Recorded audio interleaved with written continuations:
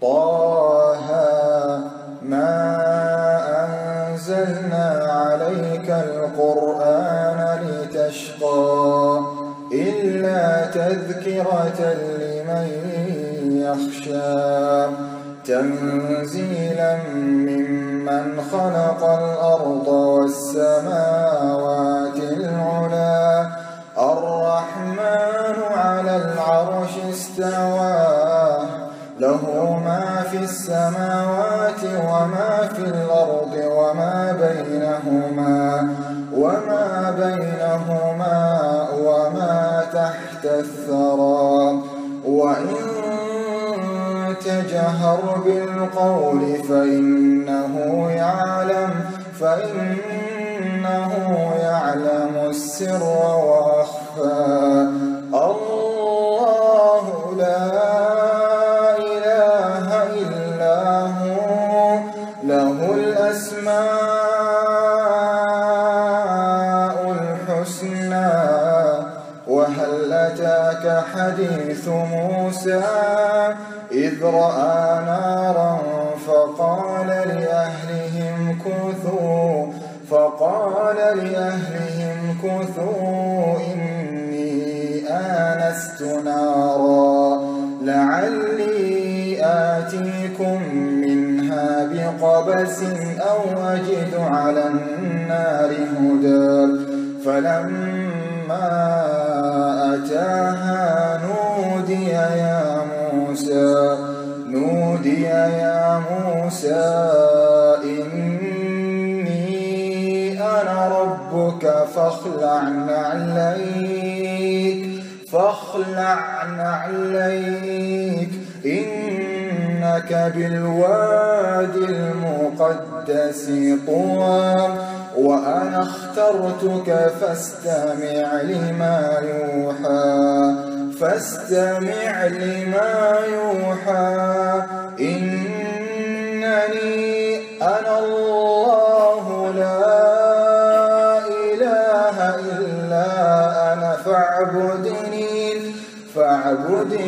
واقم الصلاة لذكري إن الساعة آتية أكاد أخفيها لتجزى كل نفس بما تسعى فلا يصدنك عنها من لا يؤمن بها واتبع هواه فتردى وما تلك بيمينك يا موسى قال هي عصاي أتوكأ عليها وأهش بها على غنمي ولي فيها مآرب أخرى قال ألقها يا موسى فألقاها فإذا هي حية تسعى قال خذها ولا تخف سنعيدها سيرتها الأولى واضم يدك إلى جناحك تخرج بيضاء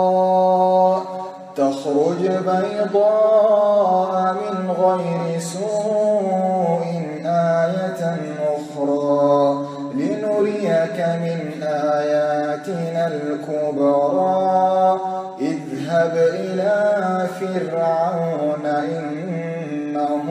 طغى قال رب اشرح لي صدري ويسر لي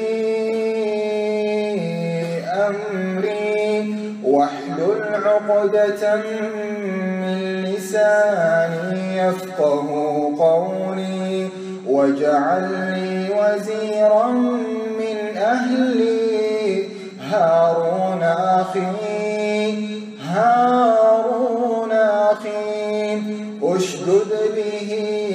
أزري وأشركه في أمري كي نسبحك كثيرا ونذكرك كثيرا إنك كنت بنا بصيرا قال قد أوتيت سؤلك يا موسى ولقد مننا عليك مرة أخرى إذ أوحينا إلى أمك ما يوحى أن اقذفيه في التابوت فاقذفيه في اليم فليلقه اليم بالساحل يأخذه عدو لي وعدو له وألقيت عليك محبة مني ولتصنع على عيني إذ تمشي أختك فتقول هل أدلكم على من يكفله فرجعناك إلى أمك كي تقر عينها ولا تحزن وقتلت نفسا فنجيناك من الغم وفتناك فتونا فلبثت سنين في أهل مدين ثم جئت على قدري يا موسى واصطنعتك لنفسي اذهب أنت وأخوك بآياتي ولا تنيا في ذكري اذهبا إلى فرعون إنه طغى فقولا له قولا لينا لعله يتذكر أو يخشى قالا ربنا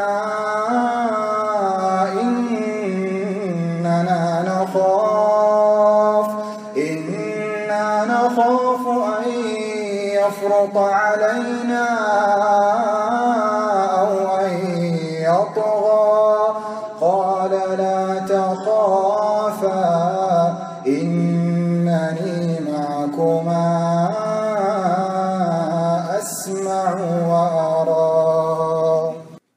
قال لا تخافا إنني معكما أسمع وأرى فأتياه فقولا إنا رسولا ربك فأرسل معنا بني إسرائيل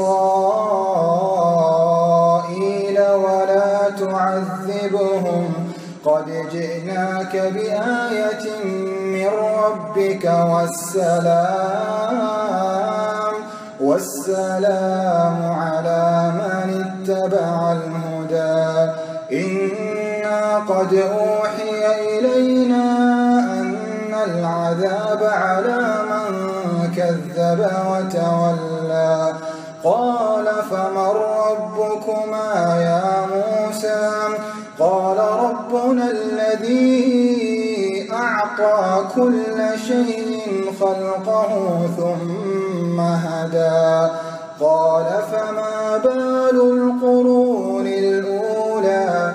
قال علمها عند ربي في كتاب